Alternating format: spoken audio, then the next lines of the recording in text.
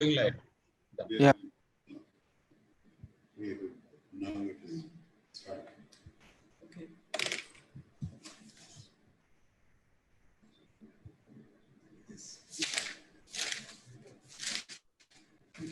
Okay. So good evening, everyone. I'm Pritima Kaushal. Welcome to the second technical session of the conclave. The theme of the session is workplace management. Friends, definition of workplace has rapidly undergone a change. Today, people are working from home, car, coffee shop, or from a park. What happens to the employer's responsibility to occupational health? What happens if an employee is quarantined and continue to work? How external disruptions are affecting the workplace? So the broad issues which will be discussed in this session are paradigms of work supervision, remote working, work definition, effort versus output versus outcome, challenges for collaboration and team working, defining the metrics and standards for reward and incentives. So to deliberate on these issues, we have a very distinguished panel of speakers with a very diverse background. So I'm very happy, and it's a pleasure to introduce the speakers of the panel to you. So the first speaker is Mrs. Meenakshi Davar. Can we have the slides, please? Yeah. So Mrs. Meenakshi Davar is Director HR in Power System Operation Corporation Limited.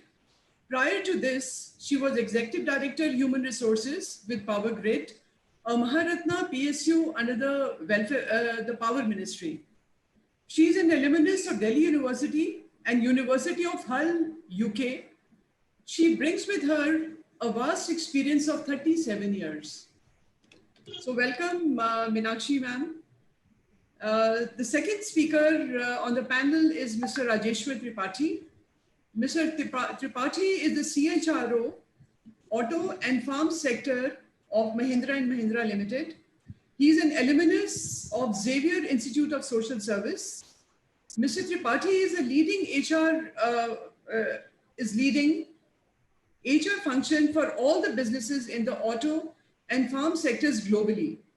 He's leading and managing mergers and acquisitions, both in India and in international locations. He's been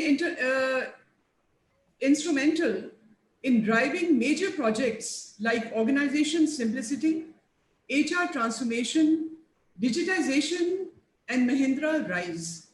He's a recipient of CXO Award by the World Auto Forum under the HR CXO category. So welcome to Mr. Tripathi.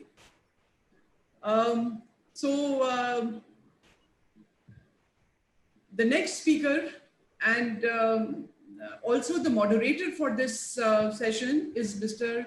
Anurag Malik. Anurag is an alumnus of XLRI, Jamshedpur. He leads the workforce advisory consulting team of Ernst & Young in India. He has more than 20 years of experience and has advised more than 300 organizations in areas such as people strategy, HR technology, HR transformation, organizational design, leadership development, mergers and acquisition, and performance management. Anurag also helps set up and scale the skill development practice for Ernst & Young.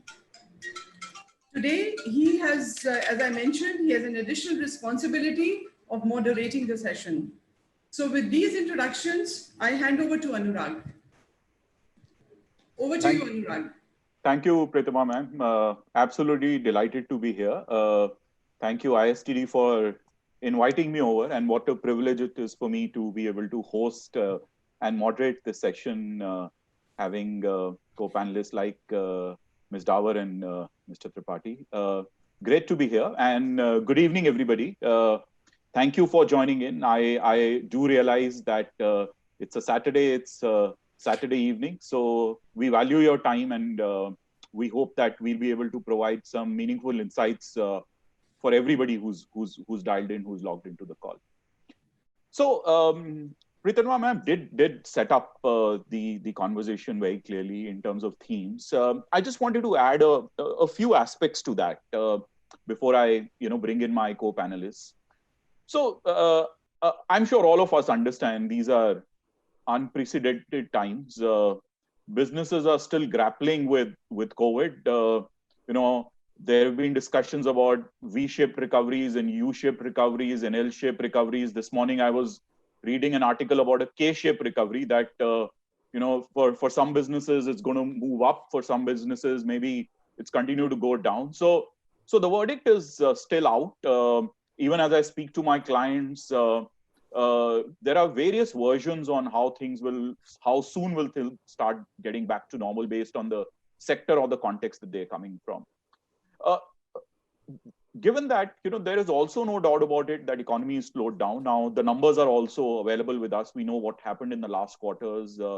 Unfortunately, there have been large job losses. Again, the numbers are out. The work hours have gone up. Almost every organization I speak to, every client I speak to tells me that, Anurag, work and homes overlapped. I have no idea when does work stop, when does personal life start, and vice versa.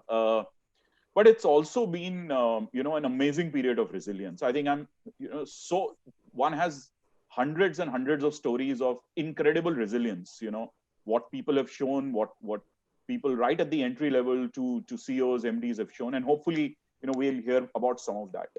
I think the HR's roles also evolved quite significantly. I remember speaking to CHROs when the crisis started, and the role seemed to be around crisis management. I mean, on a particular day or in a period of few weeks, they became crisis managers. CHROs and HR leaders became crisis managers, ensuring that employee health and safety was paramount. And slowly their role seemed to evolve to resuming operations, ensuring productivity levels start coming back, business starts getting to normal. And now as I speak to many of them, the sense I get is about the focus is about how to manage this new normal. And that's the topic for the discussion today. Workplace management. How will workplace management evolve? We are going to, I think, touch two or three probably areas when it comes to workplace management. Workplace management is a very large area. We'll want to hear a little bit about personal experiences of Mrs. Davar, Mrs. Tripathi, about how have they seen their workplaces evolved. What have they done in terms of changed policies, ways of working? Number one. Number two is we all of us are realizing today that there's a lot of focus on wellness, on engagement today. The focus, the transition from safety has evolved to now wellness and engagement. We'll focus on that. And finally, depending on how much time we have, hopefully we'll explore productivity and performance in this new era. So that's the larger frame that we will use today. Your role, your participation is also very important at multiple stages of the conversation, and I'm talking about the audience. We have few audience poll, and I'd like your perspective on those areas so that we can hopefully use that to throw back some questions back at the panelists and see what's their reaction based on what the audience is doing. So I'll get it started, and Mrs. Davar, if I can start with you.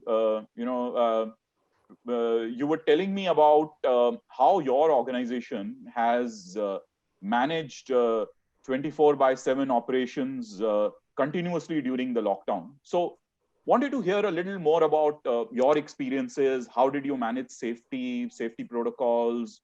Were there any fundamental workplace design that you had to do, etc.?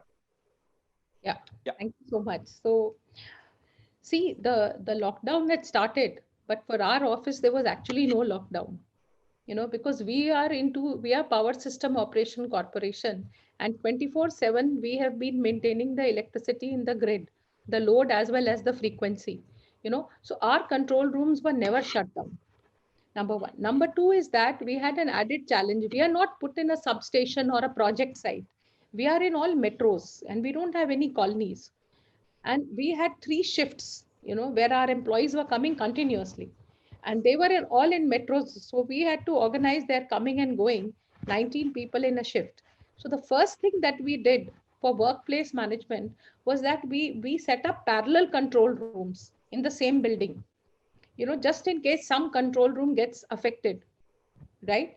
So first of all, a parallel control room was set up. And when I talk of control rooms, our regional load dispatch centers, which are in Mumbai, in Calcutta, in Shillong, and in Delhi, and in Bangalore.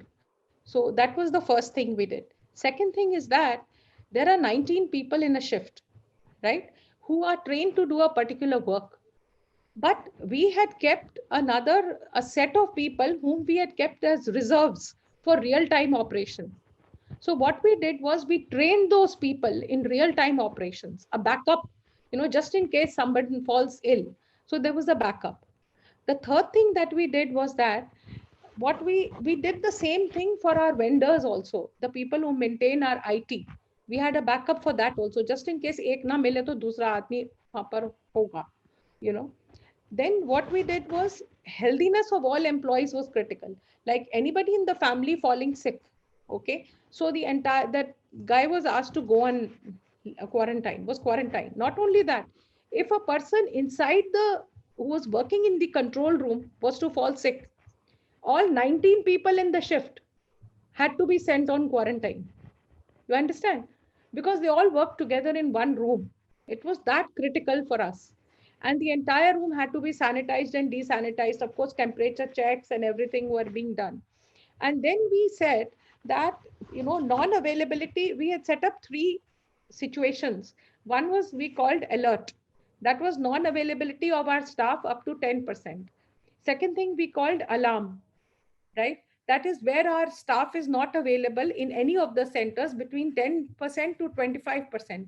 And the third was an emergency situation where 25% of the people were not available to us. It was that critical.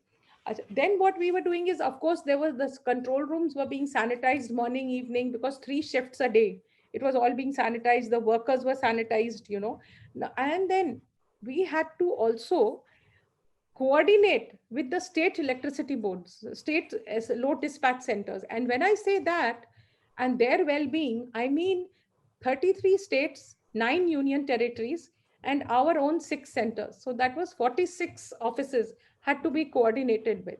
We had to ensure that there is enough fuel for generation of electricity in the generating stations. We had to ensure that. So it was a very, very tough time that we went through, but our people sailed through it. And while on the topic, I'd like to also tell you that I mentioned about the, the hashtag 9 p.m. 9-minute pan-India blackout that was there. Yes. So can you imagine on 3rd April at 9 a.m. in the morning, the Prime Minister announced that there would be a pan-India, 9-minute blackout. Now, what we thought at that time, several issues came up. We had just about 2 days to prepare, and there was so much of information going about. We had anticipated a drop down in the load consumption by 10,000 megawatt, right? Because that is what we anticipated when people were to switch off their lights. But what actually happened, because of all the messages going all over the place, people shut down their refrigerators, their televisions, and every electrical equipment was shut down. It was an unprecedented situation where instead of 10,000 megawatt drop, there was a 31,000 megawatt drop. 3 times what we had anticipated, So that was a thing, that was a big challenge. And, all our people were continuously there. Minister of State for Power, he was there sitting in the control room. All our people were there, and certain HR issues did come up at that time. First of all, the social media had to be handled. One thing good that happened, they say every cloud has a silver lining, is that I had been trying to convince my chairman that we need PR people. And he said, we are a statutory organization, we don't need any PR people, right? But when this thing happened, when there was so much of hangama in the social media, that's where he decided to let's have some PR people.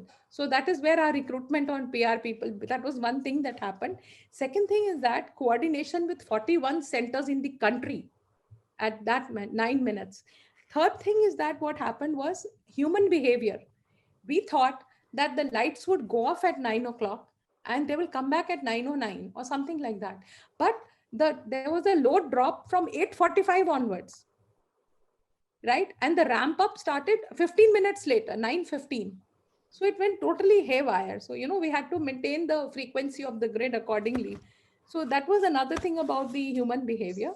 So these Mrs. were the Rawat, extraordinary things that happened. phenomenal, absolutely phenomenal. That's what I was alluding to. I think some of the experiences that organizations and HR leadership like you've gone through. I'll come back to you. I wanted to just dive a little deeper on some of these points that you mentioned.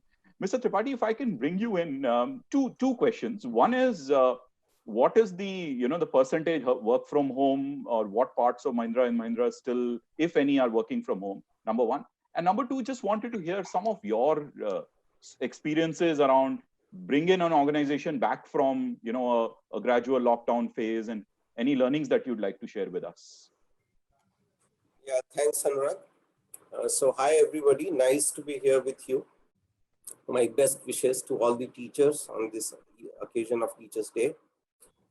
Anurag, the thing is that, as you would have seen in the newspaper and the media, we've had a very strange situation where immediately after the reopening, the demand zoomed, especially in tractors. Even in automotive, in the last 2 months, if you have seen in the media, the demand has gone up. So it has been a complete game of supply instead of being of demand till now. So therefore, very specifically to your question, out of say 40,000 odd employees in 17 manufacturing locations that we have, and we have area offices, sales offices in about 72 cities, roughly about 70% of the people are now coming to the workplace and 30% are still working from home. That's the percentage. Okay. Got it.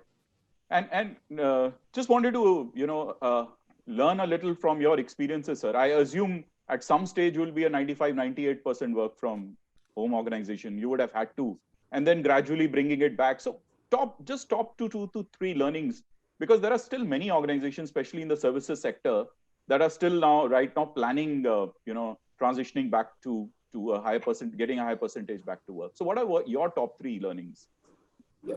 So first thing I would like to share, that one thing which this crisis has taught us, that many myths are broken, and each one of us have had to eat our humble pie. Many things which we used to think, especially about this cannot happen without being physically present, this cannot happen remotely, or that cannot happen digitally. Many myths are broken.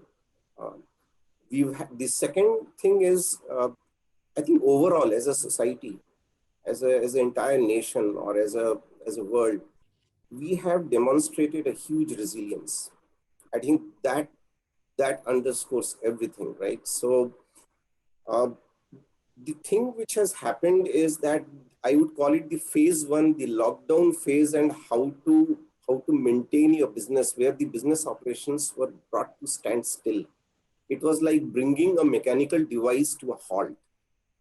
It wasn't easy. About 45 days or so, entire gamut, whether it's being in touch with customers, whether it's keeping the plants in shape, nobody allowed to enter inside the plant, maintaining the essential operations, especially the IT backbone, because work from home required, in fact, enhanced IT backup.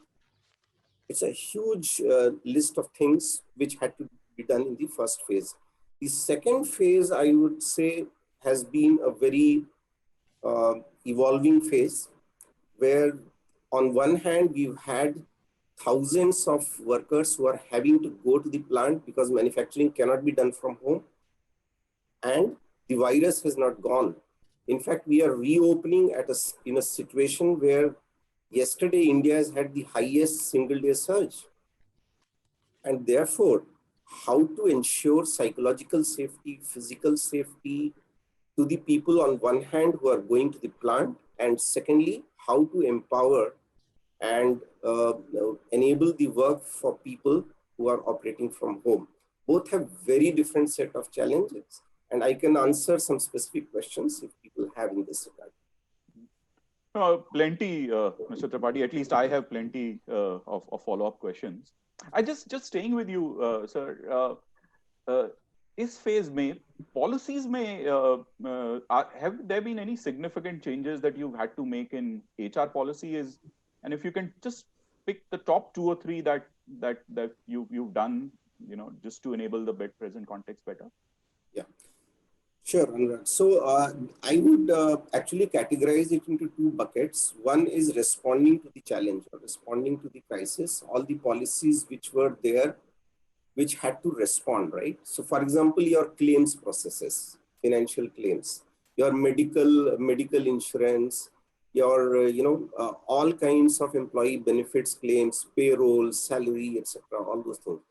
There, yes, we have responded very quickly. We have made changes. We have gone to the extent of even saying that you put all the claims digitally and the amount gets credited to your account. The physical support documents, whatever have to be submitted, you could do it once the offices reopen 6 months down the line or whatever it is.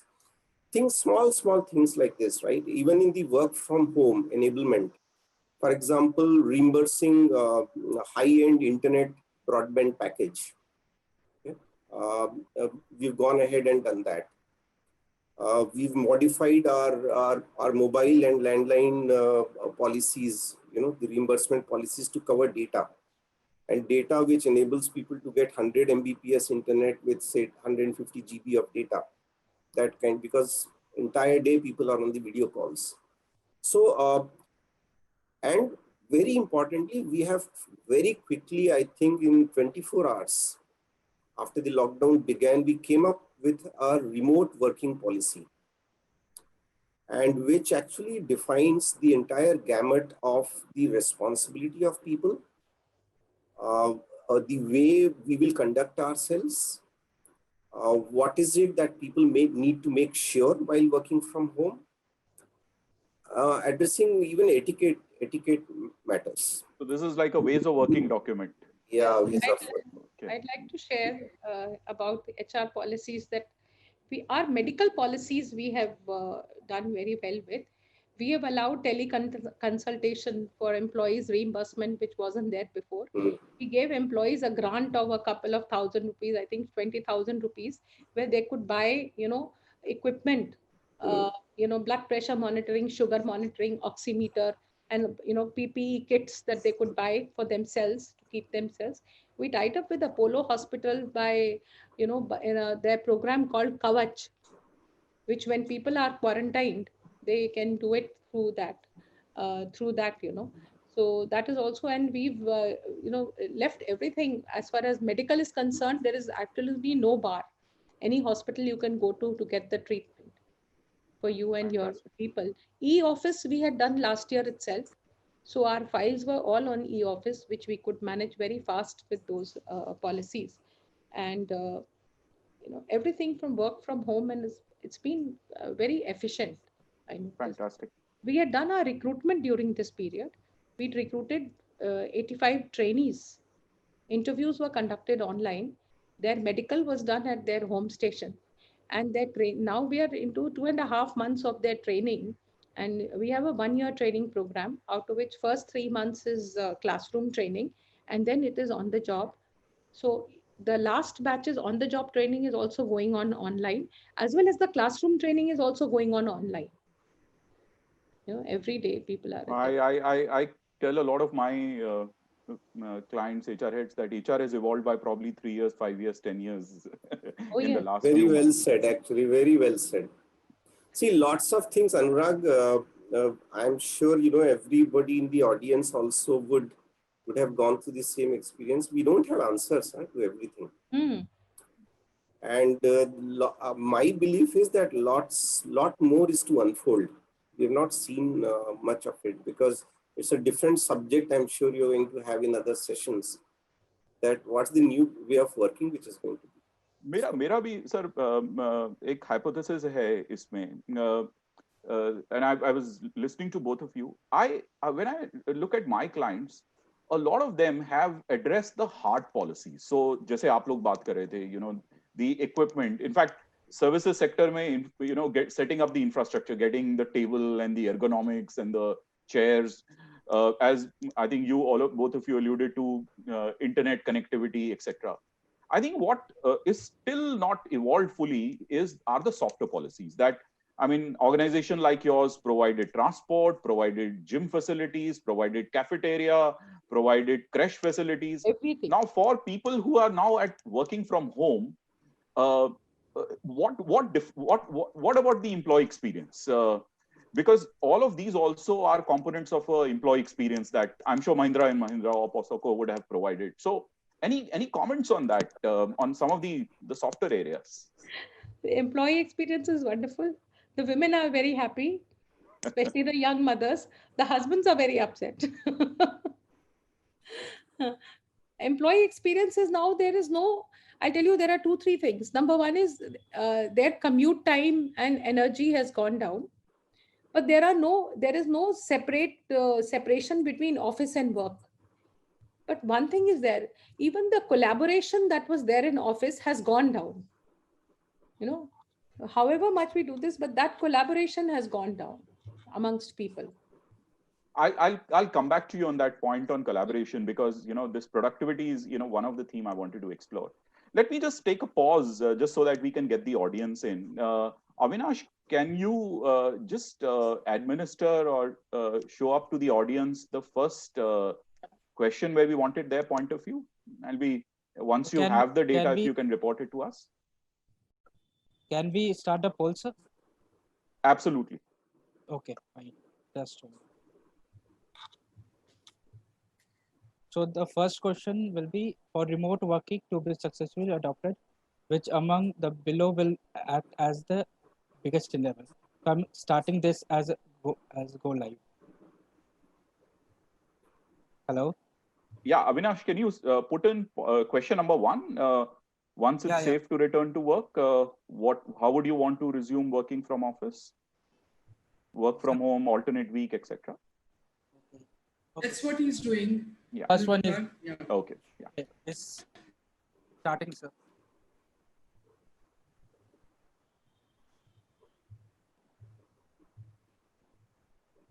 Poll is live.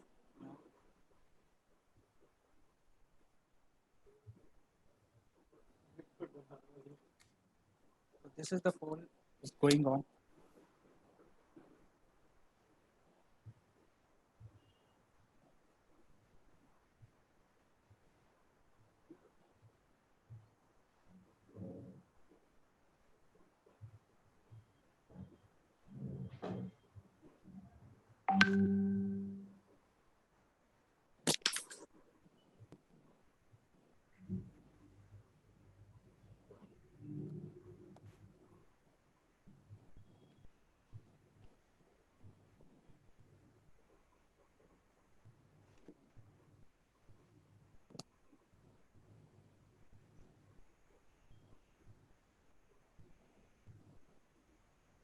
Avinash, can we stop?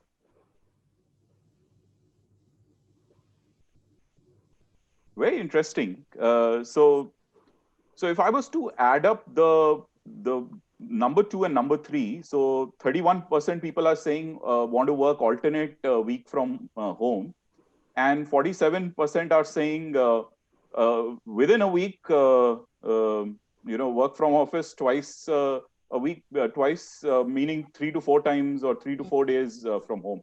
So almost 79% people are saying they want to continue with some kind of a mixed model, which is very interesting. In fact, it's again a reflection of how borderless this world is. So globally, Gartner had done this survey, and 76% people globally said the same thing, exactly the same thing. Mm-hmm. Mr. Tripathi, Mrs. Davar, any reactions? Are you surprised, or no? This is clearly a reflection of what I was actually expecting something like this, because I think even I would have voted for twice a week or thrice a week going to office, because that continuity is maintained. 1 week away from office becomes too far, but continuity is maintained on alternate days. With 50% of this, even that social distancing can be maintained. Alternate seats people can use for sitting. So I think So, yeah. perfectly right. Can we stop this share button? Yes. Yeah, you can take it off the screen. Okay. So Anurag, let me put a spoke in the wheel. So intuitively, all of us would expect this kind of a reaction and response, and we are all expecting and maybe even planning to do that. But we are thinking a little differently. This is post-COVID, not in the current situation. We are in the process of identifying roles which could permanently work from home. Okay, and if at all there is a need to come to office, that could be a kind of a, say, hot desking model, right? You could actually come to the office if you need to be. Sometimes, even to attend meetings or some collaboration which required physical presence. But notwithstanding that, we are trying to identify roles which could actually permanently work from home and remotely both. And both are equally important. And they are different. I like to differentiate these two. And therefore, I think going forward, we are going to have a situation. For example, we have taken a decision to wind up. We have not yet made a public announcement, so I'll hold back the figures, but we have decided to wind up a significant number of sales offices across the country. We are not going to be having them. So obviously, those employees are going to work from home 100%. So my response to this would be that we don't know as yet. The industry, if I can use the word, industry has had a taste of what all can be done remotely, and in some cases, very pleasantly surprised without loss of productivity. But again, I'm qualifying those will be some roles. The entire function or entire population may not, but some roles and functions we are evaluating very seriously. I agree with you, Mr. Tripathi. That's what I'm also seeing with my clients. But I have a question on that back to both of you. And Mr. Tripathi, if we can start with you, the question on wellness. So I think we're not surprised with the numbers, the poll results that have come in. But one is also hearing wellness issues that have started coming up. I mean, if you look at people across the country, people especially living in cities like Mumbai, smaller homes, children being right next to them, working at the same place for hours and hours. Is Mahindra & Mahindra, either Mahindra & Mahindra, if you could give us a slightly broader perspective, do you think organizations have started doing anything seriously around wellness?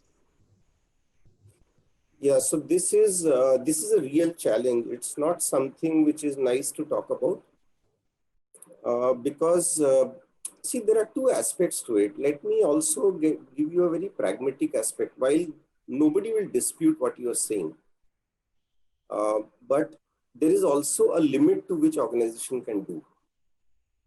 Because this entire gamut of mental wellness, which has crept in, and which is also expanding, it can be work related, it may not be even work related. But but to the extent that it's possible for organizations to do, I think all organizations are making some or the other impact with different effectiveness.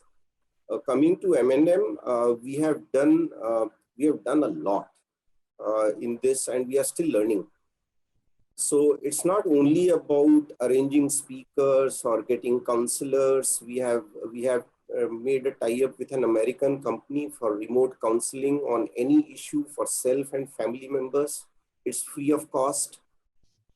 People are entitled to four counseling sessions of 1 hour each. We've had nutritionist services on the call. We have tele-counseling, medical counseling, everything that we can do, right? All our company doctors are available on video calls. There are helpline numbers. You name it, and we have done it.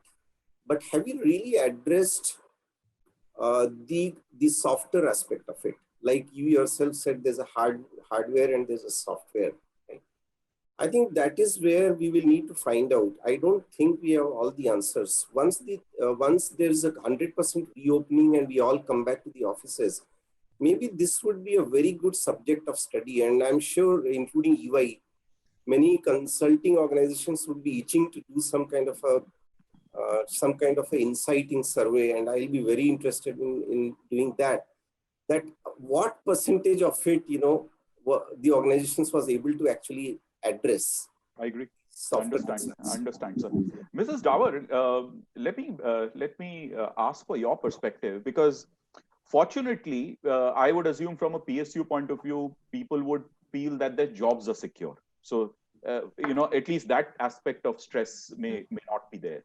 But what else are you doing to motivate people, engage? You were talking about, people who might have, them or their families might have got hit by the pandemic, well-being. Any 2, 3, learnings you wanted to share with us? Whenever the one thing that we did was we had kept 1 or 2 executives in HR department to actually call up their families every day during the quarantine. Of course, there was from Apollo, there was a psychologist calling them up and, talking to them, but from our office, so that they don't feel left out during the quarantine period.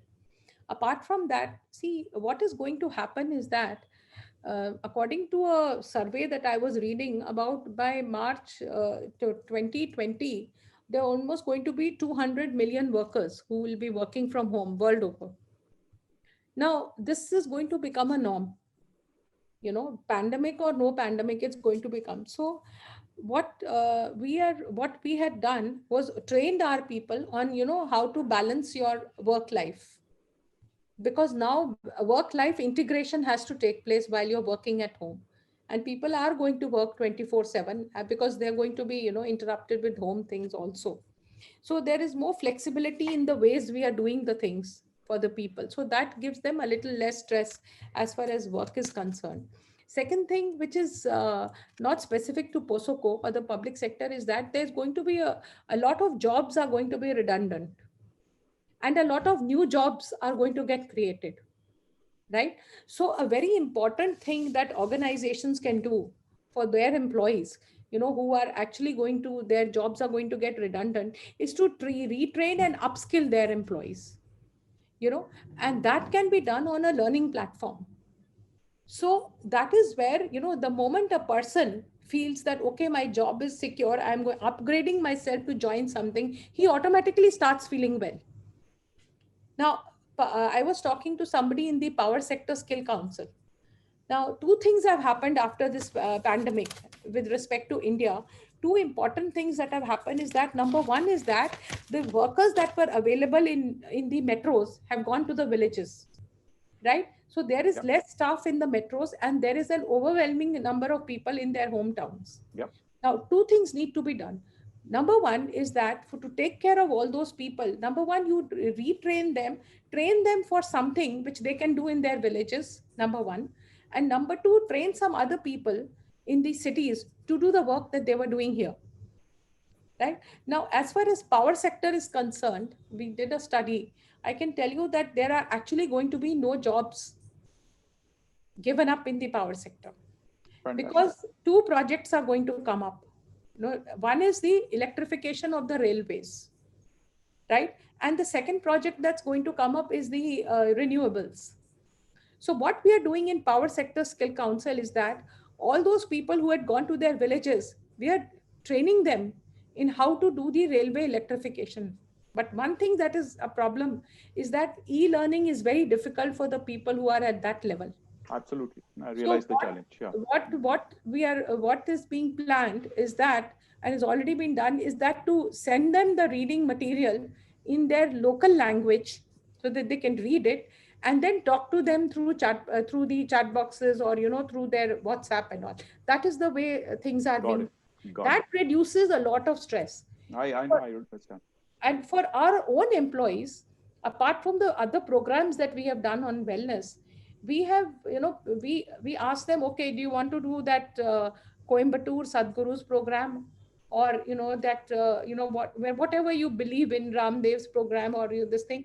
And so we got them a package from those places where the entire family at their own convenience can sit, log in, and get into that physical, spiritual, and the mental and emotional It's benefit. incredible. I think incredible the number of. We've done for all the employees last year. So the So entire family sits down. Thank you, Yeah. Mrs. Dabur. I just have one last question, and then we'll probably pick up, some audience questions I'm seeing that are coming up. And Mr. Tripathi, coming back to you, I wanted to ask you about performance or remote monitoring of performance. I remember when we did a survey in April when the pandemic had set in, people were working from home. 75% of HR heads at that stage did not talk about wellness and so on. Their number one concern was performance or productivity dip. 5 or 6 months into this now, I wanted to ask you, is that a concern? And is there anything different that Mahindra & Mahindra as an organization is doing to monitor remote productivity? Yeah, so Anurag, this is a tough one. I wish we had all the answers, but let me share with you our experience. So almost 100% of the white collar, non-manufacturing people are today in Mahindra working from home. And we are working at 100% capacity, right? It's not even 99% capacity for all the reasons that I just mentioned. One of the biggest lessons that we've had, 2 or 3 things. That performance is only time will tell. We will like to do some very concrete survey or study to come to a conclusion that there has been no loss of productivity in these 5 months. But intuitively, I can tell you that we have been pleasantly surprised. Pleasantly surprised. 2 or 3 things have happened, and managers and the individual workers both have learned. One is empowerment. Empowerment has shot up maybe by 10x. The kind of empowerment which we are seeing in a remote working scenario was unbelievable and could not be even thought of in the physical workplace. Maybe because even if it is by compulsion, it has happened for good. Number 2, the supervision has gone down dramatically. The entire supervision content has gone down dramatically. This is again a subset of the first point. And thirdly, I think people have learned 2 or 3 ways. I will like to say only one thing, that daily work management related works, the roles which are very dependent on, say, daily work management, they have been easier to track. The knowledge workers' output has been more difficult to track. And this is a little bit of a gray area where I don't think we have enough tools to measure productivity, if that is what you meant. But we are reasonably pleasantly surprised on the kind of outcomes that we are getting. At least as of now, we don't have reasons to believe that the productivity has got impacted. Last point related to your performance management, right? And how do we measure the work? We have done almost a surgery of our PMS. And we had to do it because our conventional PMS will not work in this situation. Uncertainties, VUCA, complete unknowns. People have to, evolve their own solutions. You don't have too many backups and support systems. People are all operating from home, taking decisions 24/7. You can't have the same measures of performance, what you had. So we have completely opened it up, made it more subjective maybe in that course, but it's delivering us very well. And most importantly, I think if I was to put a number, we have simplified by 10x. Wow. Thanks for being so specific. And when organization like yours, set some of these systems up, I think it's a best practice indication to the industry also. Let me again get the audience in. Avinash, can you put question number 2? I think it'll be good to get the audience view on what are the biggest challenges and roadblocks that they are facing in in working from home or remote work. Okay, sure, sir.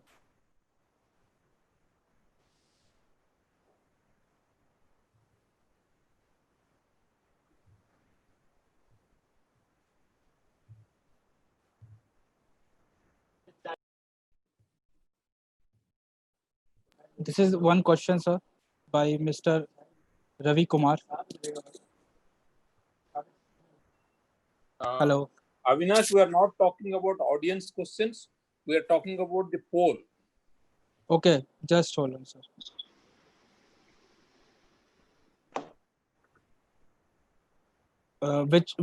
Which number polls? What is the biggest challenge? That's correct. Yes, you are right. Okay.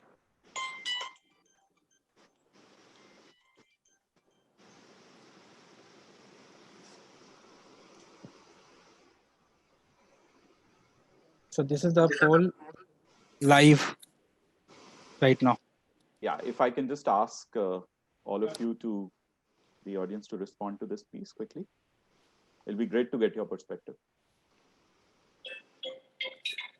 So the question is, what is the biggest challenge or concern that you're facing while working at home or remote working?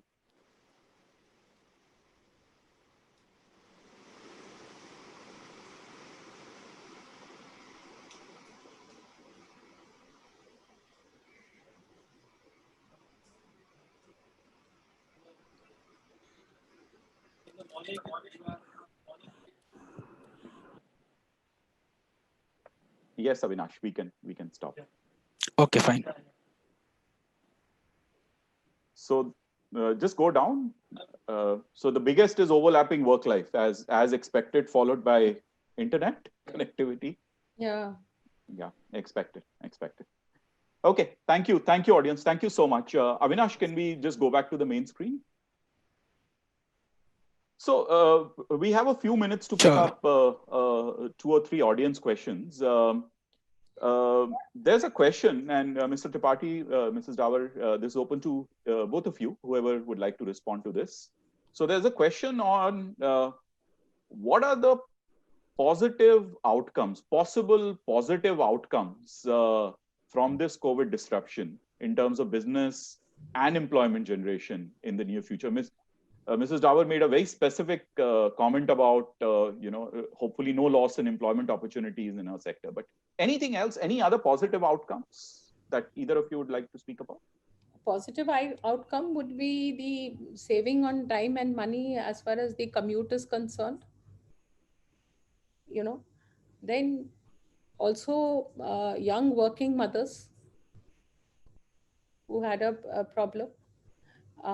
Then there is, I feel, a more productivity because there are lesser meetings that are happening. Flexibility and comfort is there.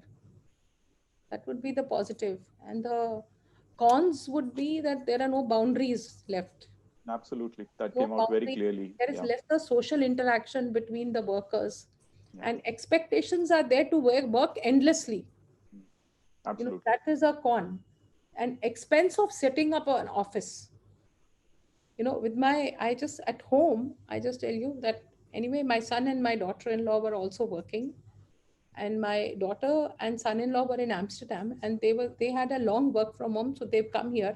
They spend a couple of days here and a couple of days with their other parents. We had to set up 6 workstations. Setting up that is also that. And collaboration is hard, I feel. These are the cons. I agree.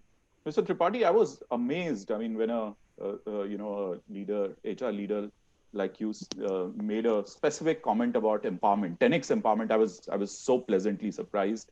Actually, not surprised. I was very, very happy to hear that. Any other big positives? Yeah, so I would say that things are going to be redefined, Anurag. I know it sounds a little bit cliched because everybody is talking about it. But it's here for us to see now. It's only a matter of time. So the changes will be in all the 4 buckets: the workplace, the nature of work, and the leadership style. Yeah. Right. I think the last one is very important. we have given very little thought, but we are all of us are experiencing that. And it's a matter of time where it will stare us on our face that, you know, the way we've been, the leadership behaviors, what we have been accustomed to is going to undergo a significant change for many, many reasons. Time would not allow me to, but this is a separate subject by itself. What is going to drive the leadership behaviors? Those triggers and those drivers are going to be very different. I'm glad you picked that up, Mr. Tripathi. HR leaders will have to just translate disruptions into actionable goals. People they're scared, they're uncertain, they look up to us for leadership. We need to be strong as well as empathic. Role model to the others, absolutely. There's another interesting question here, which is around second employment. So, the question is that traditionally organizations have not allowed for second employment, but given the evolving business scenario, what is probably implicitly implied there is, job uncertainties. Should organizations start exploring option of allowing second employment? Let me take that, Meenakshi, with your permission. Yeah. So, let me take this question. My emphatic answer is yes. It may sound legally and, the kind of legal frameworks that we have been used to in this country, it may sound non-intuitive, but it's going to be a reality.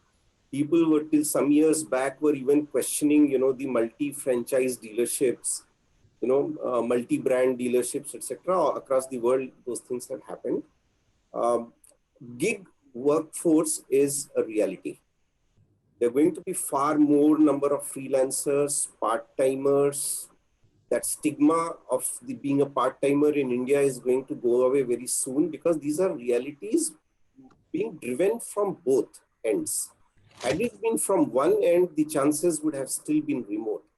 It's the requirement of the business to have the gig workforce, and also its requirement, a very, very big requirement of the individuals.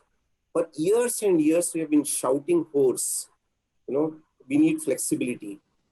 We need, that freedom to do what we love to do, right? We want to do, what we love to do and what we are good at. So all those things are now going to come into play. It will be a tragedy if we are not able to seize upon this opportunity and not make gig a reality. That's such a emphatically powerful statement, Mr. Tripathi. Thank you so much for that. I think even I can substantiate the fact that, so again, as EY, we are in the business of data and perspective. So specific data points, 12% of CHROs in India were looking at expanding gig force pre-pandemic. We did the last dipstick in August. The number has gone 3 times. It's incredible. 38% people are looking at. So and a very, very positive outcome. Just one final question, and Mrs. Davar, if I can bring you in. There's a question from the audience about any guidance on how to handle employees who return to the workplace after COVID treatment. How to handle? Yeah, it's anything specific, any experiences from the workplace? After the first lockdown, our employees were coming 3 days a week, but they were in a hurry to go back home, because of that uncertainty and all that. So we did allow them to, have some flexi hours for their convenience. We did allow them. And there were some employees who didn't have a transport to come. And so they excused themselves that they anyway, and we also said yes.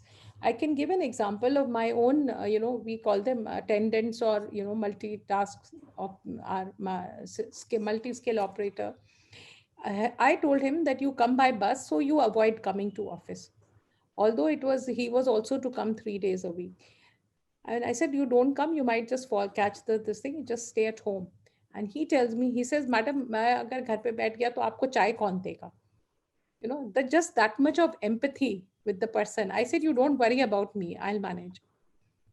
So we did get people back on the track with a little more flexibility. Like we were very rigid. We allowed a lot of flexibility to the employees. Got that. I heard that all through, I think, so the experiences that you were sharing, Mrs. Dawar. I think, that aspect of empathy, care, well-being, flexibility to the employees, I think that needless swung significantly. Yeah.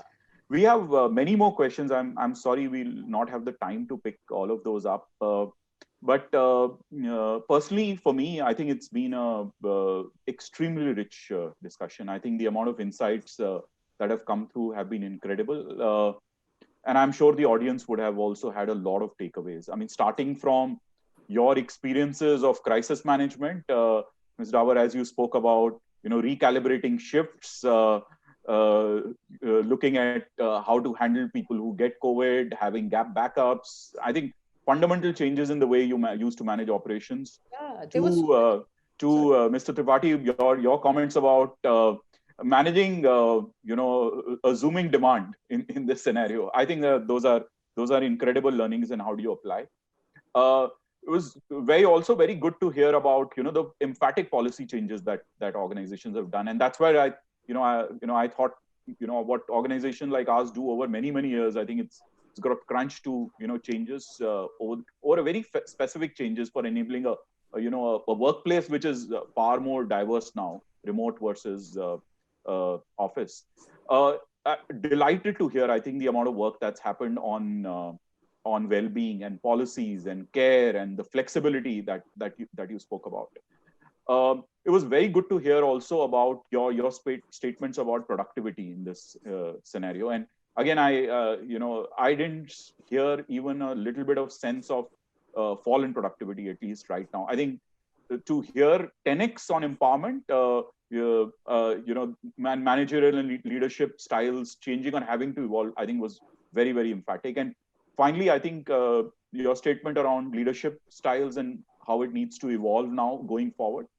And also, I think both of you made statements to the fact that, we've not reached the equilibrium state. I think a lot of this has evolved, and over the next few months is where we'll see where do we finally land in terms of any of these policies on practices or workplace of the future, our topic for the day. Thank you so much for your time. Extremely, yeah. One last point. We faced a lot of resistance from the families of employees. You see, because of their well-being of their parents or brothers and sisters, when the whole world was sitting at home, our people are coming to the control room. So we were actually calling them up and telling them, look, all is safe. The car is sanitized. The control rooms are sanitized. We're taking care of everything. That was one thing that a lot of resistance was there. Thank you.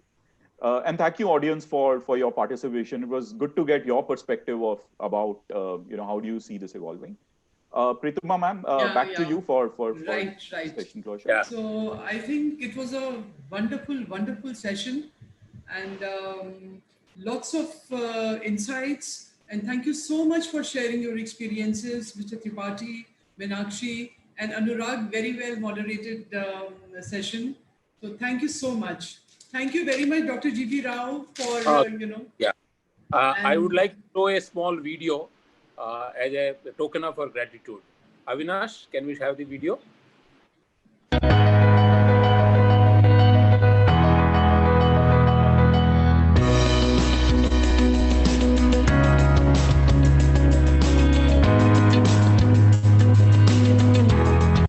Thank you. Thank you so much. Thank you, Rao sir. Thanks for having us. Thank you very much. Thank you so much. It was a very good learning experience. Avinash, you can stop the screaming so that now we can talk here. Avinash?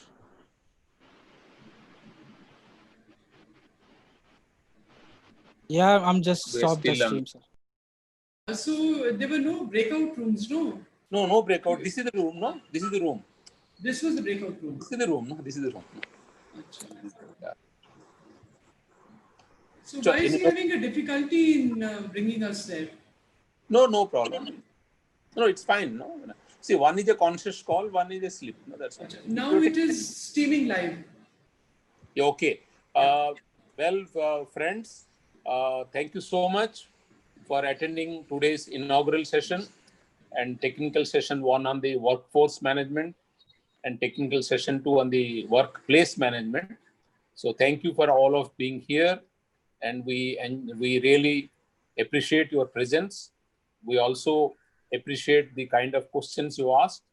So tomorrow we'll start our program at 2:30 p.m.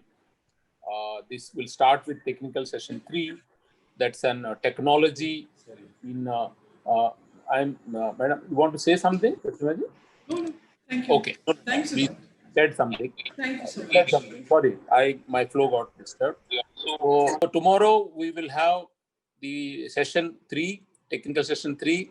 That's on technology in talent management. Then we'll have a break of 15 minutes. Then we'll have the technical session 4, that is future of talent management. So you'll enjoy both the sessions. For the technology, we have the speakers from Paytm, BIMTech, and Indian Oil. And for the future of talent and the future of management, we have got 3 panelists: Mr. P. Srinivas from P&G, Dr. Swati Sarangi from Dr. Reddy's Lab, and Leena Sejwani from the Tata Sons. Then after that break of the second session, so you cannot talk. So then we have the valedictory session at 5 o'clock tomorrow, where we have the CMD of Petronet LNG, Mr. Prabhat Singh will be there. And end of the session tomorrow, we have invited a local orchestra to sing us live songs from 6 to 6:30 or as long as you want. So look forward to see you all tomorrow at 2:30 p.m. Avinash, can you now stop the live streaming? Sure, sir.